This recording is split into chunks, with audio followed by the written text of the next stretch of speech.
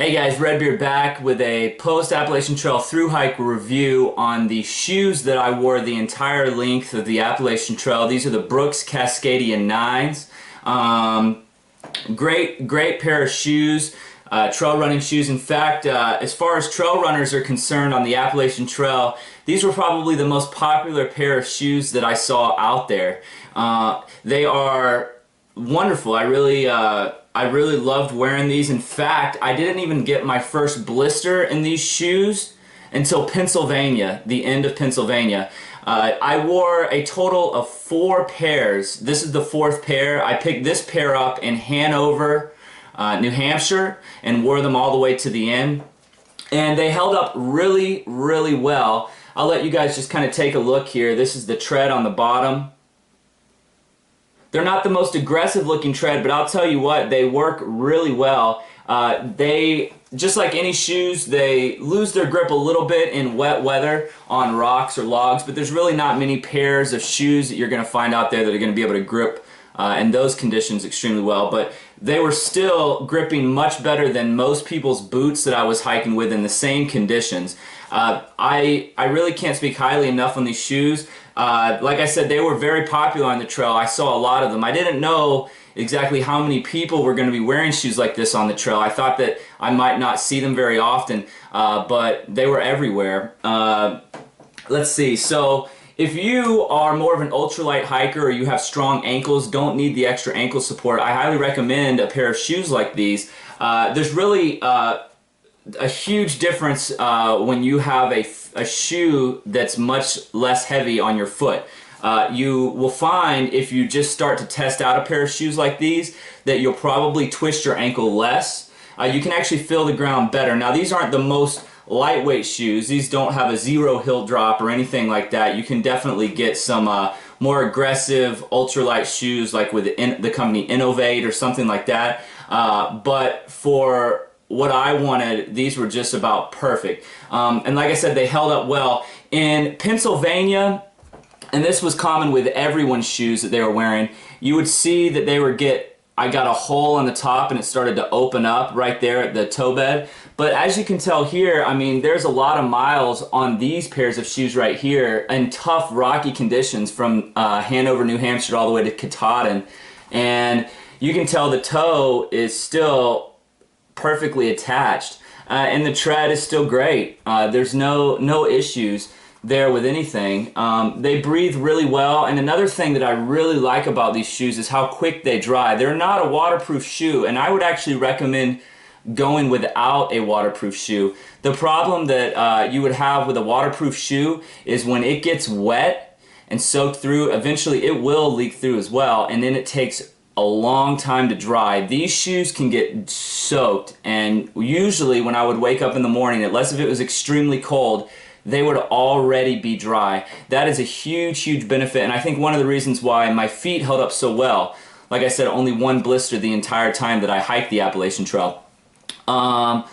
You're gonna find that with a pair of shoes like this, my pack weight was usually around 25 pounds. I was getting anywhere from 500 to 700 miles in a pair of these shoes. So it really depends on a few factors. Obviously the biggest one being trail condition. If you're in Pennsylvania, I did pick up a pair of these in Pennsylvania in Duncannon, and they lasted me all the way to Hanover, but by the time I got to Hanover, they were ripped open on the front. And the tread was definitely worn down. So trail condition is a huge factor into how many miles you can expect to get out of a pair of shoes like this. But like I said, in normal trail condition, the rest of the way through, I was averaging about 600 to 700 miles in these shoes. So I would definitely recommend these shoes if you're ultralight or lighter pack weight. But I mean, I saw people wearing trail runners exactly like this with 30-40 pound packs. So it really just varies on you. Obviously, a shoe is something that's very specific to the hiker, so I would definitely recommend testing these out. There is 0 break-in time with a pair of shoes like this, so that's a great thing. You can throw these on and just go test them at a trail near you, and you'll be able to tell exactly right away whether or not these shoes are going to work for you or not.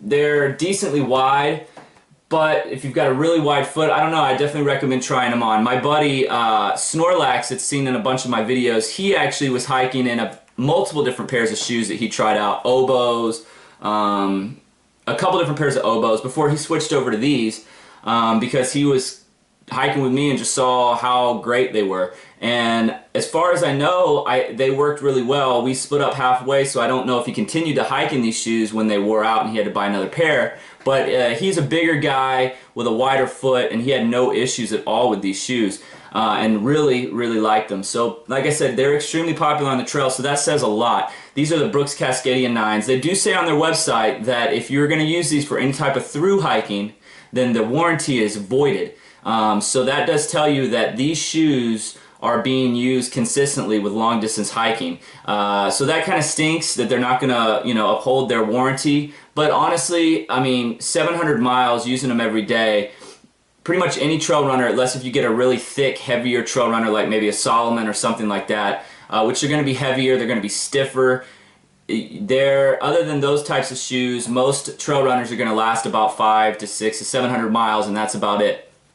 You can find these shoes online, great prices. You can actually look at the Brooks Cascadia 8s as well. They are the exact same shoe. They did change some of the mesh. I did notice, I started in the 8s, like I said, same shoe, same tread, but they did change the mesh from the Brooks Cascadia 8s to these, the Cascadia 9s, and I did find that the Cascadia 8s dried quicker than these Cascadia 9s, but it wasn't a huge difference. I do like the look of these shoes as well. Like I said, I didn't have hardly any issues in these shoes with my knees, with my ankles. I twisted my ankle only a few times in these shoes the entire distance of the trail. So, I mean, as far as a shoe that you're looking for, that's about as good as it gets. I mean, honestly, that's what you're looking for. But like I said, it does vary from person to person, so I would recommend trying these out yourself. Let's see. You can find these online anywhere from, like I said, the 8s, Cascadia 8s. You can find as low as maybe $80, something like that. These up to $110, $120. Really recommend purchasing them online. And if you're going to do a through hike, purchase them online and have them sent to a post office to you when you think that you might need them. That's going to be the cheapest way. If you try to buy anything on the trail, you're going to pay a premium for that. So everything I purchased, I ordered online and had it sent to myself. Way cheaper. Let's see, what else? They come with these insoles. I never used any additional insoles the entire time. A lot of people like Superfeed or some of those different inserts, and that's just dependent on your foot.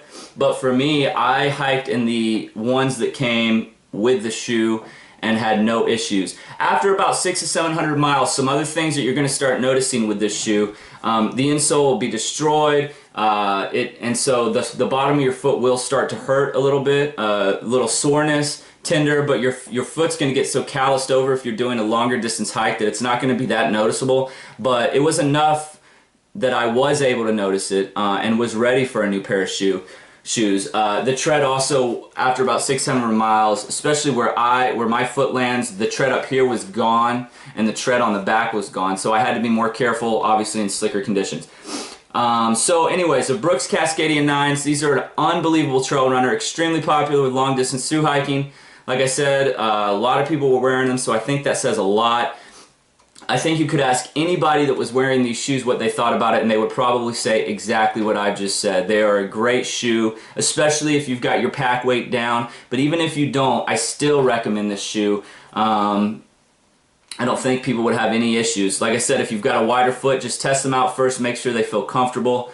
But otherwise, if you're trying to go to a trail runner, lighten the weight of your shoe, I highly recommend the Brooks Cascadia 9s. If you have any other questions about this shoe, please reach out to me. Redbeard out.